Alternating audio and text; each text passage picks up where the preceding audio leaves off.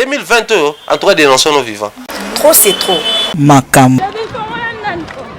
Bon, en fait, au moment où Bambango va te parler, on a battu à la laine, on a zobima. Donc, tu as qui m'a né à Kokima. Makam. Voilà. Makam. Laissons d'influencer. C'est comme si nous sommes en train d'influencer. Laissons d'influencer. Laissons la justice libre. Makam. Soyez calme et apaisé. Vous laissez les Boboïba. Vous allez la calme et apaisé. Makam. Tous soyez sereins. L'état de droit marche. L'état de droit marche. Et dès que tout aura fini, on va démasquer. Les faux visages vont tomber. 2022, en tout cas, dénonçons nos vivants. Trop, c'est trop. Makam. Merci beaucoup. Merci Nabaïnia Sobota Labiso, Obalanda Biso, na Congo Mumba TV, avec votre la Neymar congolaise numéro 10. Quand on était au Bino, tout ça la Moussala, Biso to Kimarambangu na Sima, Yamambo Etali, Somambo Etali, Teto Yate, Teto Kimambangu Te. Et on se moment Biso Boye, le procès, il y a pasteur Moïse Mbiye, na Eliane Bafeno, Kitoko, oh Mambandi vraiment Lelo, pasteur Aoutaki, Ayaki. Je bandi lelo pasteur a commencé depuis 7h30 après qu'il n'ait pas caméra avec ma caméraman baroya bata YouTube tout ça là comment déjà 7h30 avec dans la kati après ça ils sont peu presque mais chose étrange ils sont aussi dans la kati bazo boya simba boyete zongi sa boyete tout ça baté tout ça musala pour les camo déjà bandaki et bandaki déjà dans les cambango ils ont qu'est bien linga qui to filmé dès le début mais dans les réseaux sociaux après et comme simba tika boya zongi ça éviter pourquoi mais quand la mingi était on dirait les cambango comme nous déjà bon comprendre déjà les cambango ils ont qu'est molo mamda basambi confrontation déjà salemi na kati pour des sili ba qu'est-ce qu'on pas telikolo ba que pas telikolo pas ça qui na kati to na kati vraiment donc ba que pas telikolo na kata siko likambo donc telikolo na kata likambo acha point bar asili likambo ngo soki nana za la raison nana za na faute soki nani akolala nana kolala te donc dans quelques minutes awat nous sommes na kati malgré ma bonne vision de côté na kati mais dans quelques minutes nous sommes na kati to eba neni nani ba kati pour tout le monde déjà lidimbi à côté na kati mais ebe to suka nega libanda na kati kuna à côté te to suka na kati tout le monde ba avocat Eliane tout le monde ba avocat Moïse tout le monde ba te belé tout ça là mais to linga to yeba dikamango est-ce que ezoke ndiko suka bien le pasteur Momo est-ce que a eu raison, Eliane Bafeno. Est-ce que a eu raison? Point d'interrogation. On a parlé de la justice. Malgré ma bengane biso libanda, presse en comment on a bongo balinga la bonté. So ba boy na ba boy. So ba ba tamno fimbu.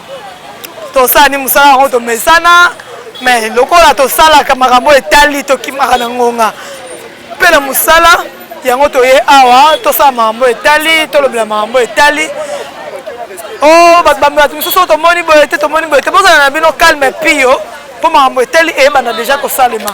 M'embêter déjà ça la carte, c'est déjà bien. Confrontation des et salemi bien. Malgré ma bonne sur ton côté, on n'a pas de choix, Ma bonne sur ton côté, papa, t'as la caméra.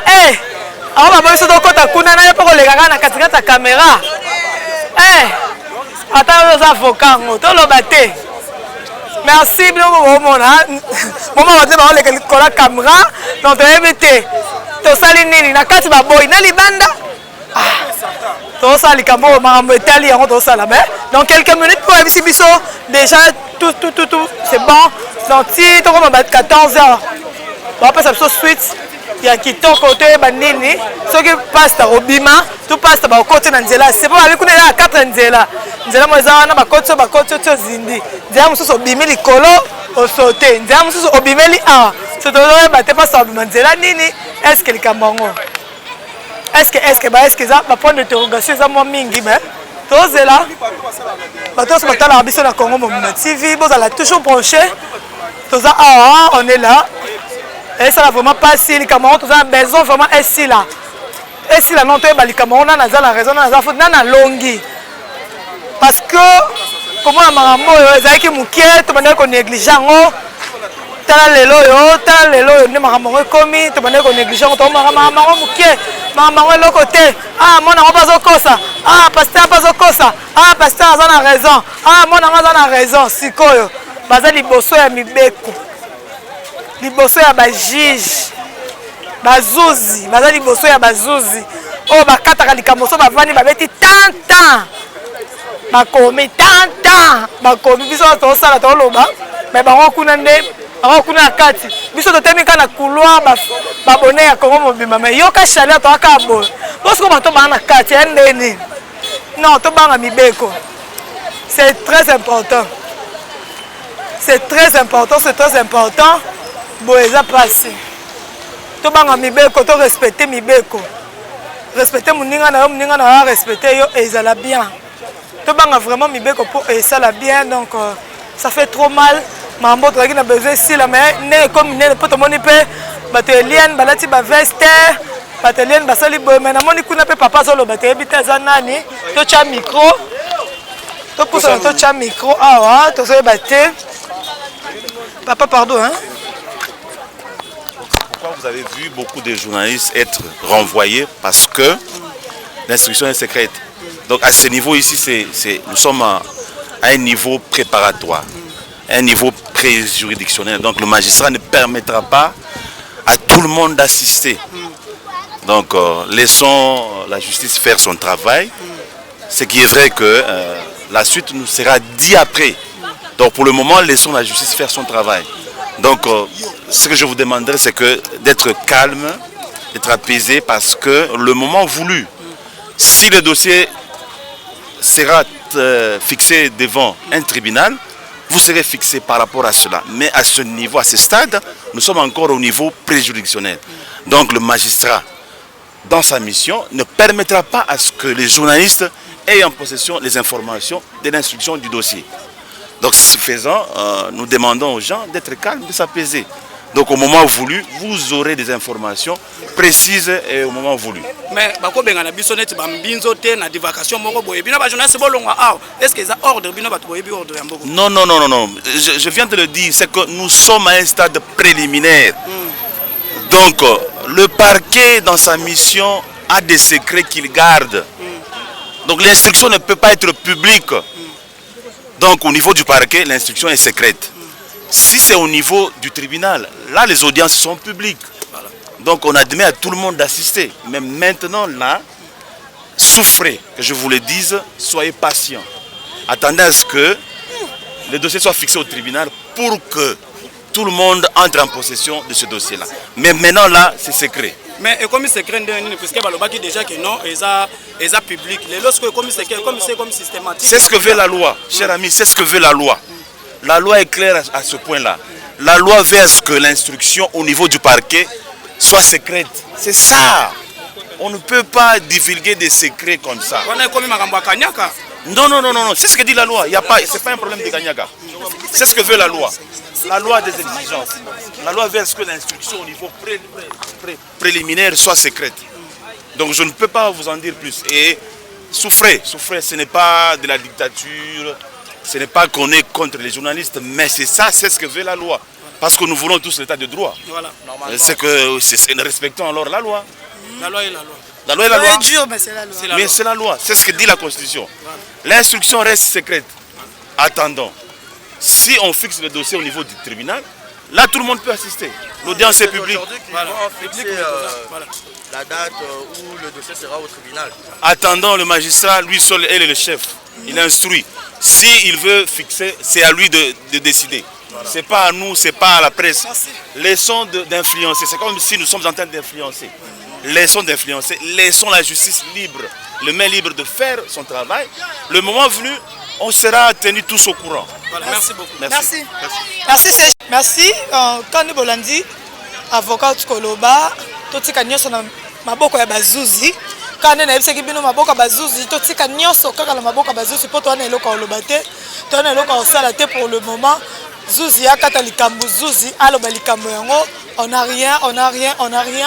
To sa likambo yango, to zela balobi tozela soki makambo ebimi libanda nde tokoyeba tosala likambo yango bana poto bana partout dans le monde oyo botalaka biso bozape te makambo ebandi bozape te awa toza na palais de la justice toye kotala likambo makambo etali toye kolobela makambo etali yango toza awa donc bato nyonso bakotala biso merci na bino bato nyonso mpe balingaka biso tolingi bino mingi tokokontinue kaka kolinga bino mingi tokokontinue kolove bino mpo mosala oyo tosala yango kaka mpo na bino sans bino toza te sa bino mapanga sa bino eloko eza te yango tokosalela bino mosala oyo toyaki banda kala baboyi tokota zongisa kitisa matisa mais nangoluka ya musala oyo tomoni avocat apesi oyo alingaki alobi oyo alingaki asala merci vraiment na bato nyonso oyo balobi banga mibeko banga mokili oyo banga leta o nga na banga leta te yo nani babi yes nzambe likolo na se leta banga leta bo comprendre que toza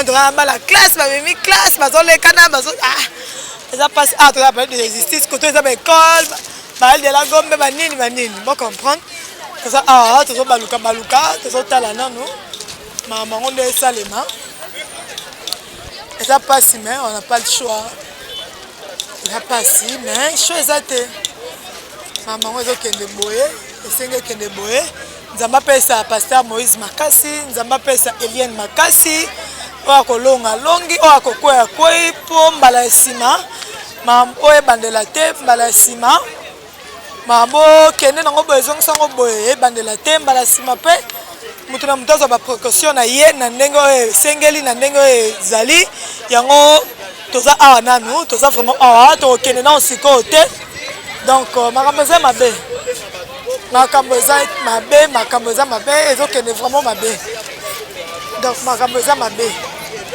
merci tout le monde bande ko Eliane balati ba polo ba mama na ye justice pour Eliane bande ko Moïse be kuna ba ye ba avocat donc kuna za saturé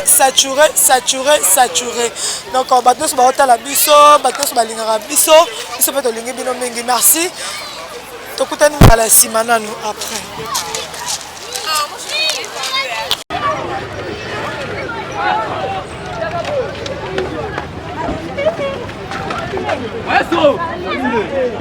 Lui est déjà bini.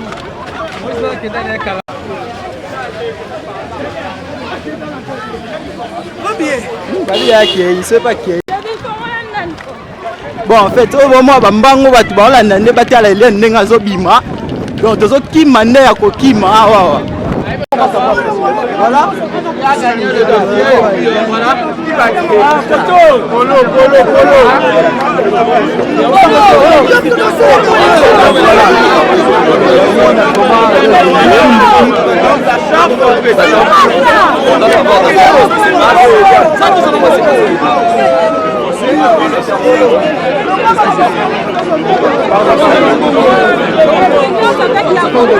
Est-ce que c'est un avocat à son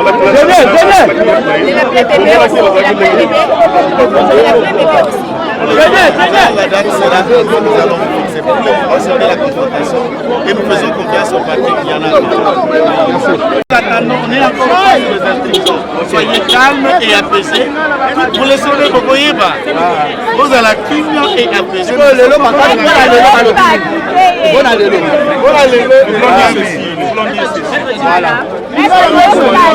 S'il vous plaît, tranquillisez-vous, c'est pas ça. Ah, voilà pourquoi la caméra là.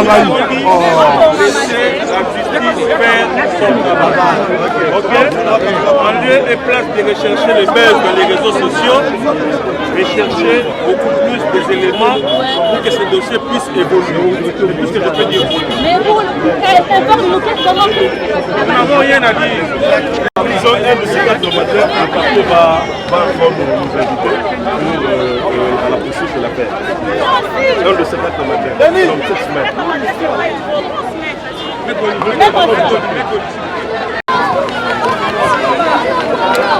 Keba.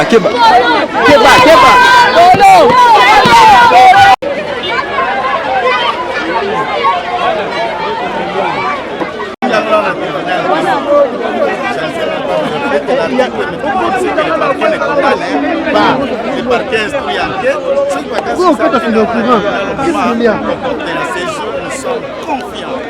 serein la justice et nous disons chapeau magistrat citoyen, chapeau parquet général, tous soyez sereins. L'état de droit marche. L'état de droit marche et dès que tout aura fini, on va démasquer, les faux visages vont tomber. Soyez à l'aise.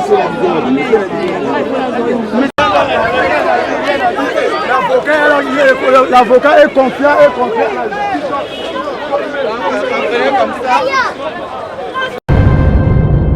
En 2022, en tout cas, dénonçons nos vivants. Trop, c'est trop.